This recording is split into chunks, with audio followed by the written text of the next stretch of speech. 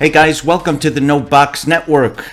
Dino Miliotis here. Thanks for tuning in. Today we got a great question from George. My buddy George asks really kind of a thought-provoking question.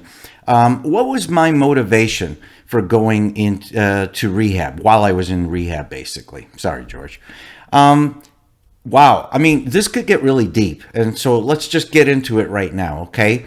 So I know you hear a lot sometimes people's reason for going to rehab. Sometimes you'll hear, well, you know, it's my my husband or my wife. It was for my children. It was for my family. Some might say it's for my career. Some will just flat out say, hey, it's a court order. I had to go. I'm not knocking any of those reasons, but you know what? I'm not going to lie to you. I didn't do it for those reasons. I did it for me. Now, anybody who's out there who's like me will understand that you're talking about a guy who's taken care of people most of his life, putting themselves last, putting them first. Okay? So when addiction finally took over my life and I couldn't control it, you're talking about a guy who's conquered the world. Hey, you know who I am? And all of a sudden, for this stupid addiction to just kind of dictate and control every waking minute of every day for me, I felt like a failure. I mean, let's face it. I mean, I was embarrassed. I was ashamed. I had no self-esteem anymore. And so a lot of people look at addiction like something selfish. Hey, you're selfish. All you want to do is get high. That's not true. I look at it a different way. I look at it as, you know, you're somebody who's got suffering from a lot of pain and hardship, and you're trying the only way you know how to cope with something.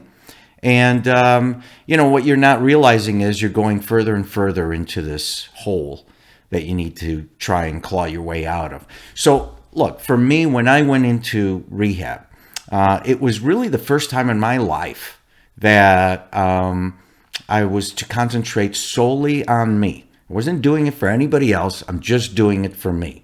Now, that's kind of a weird thing for somebody like me to wrap my head around. But once I did, once I trusted that, I really embraced recovery. And, you know, I'm not going to lie to you. I had a great time in rehab. I mean, for me, it turned out to be almost like a feeling like you're in summer camp. Okay. Okay. So when I coined out, and I was really, really proud of myself, I stood in front of the group and I read a poem. Now, I'm not really big on poems, so don't think I am. But for some reason, this one resonated with me, and it's called The Man in the Glass.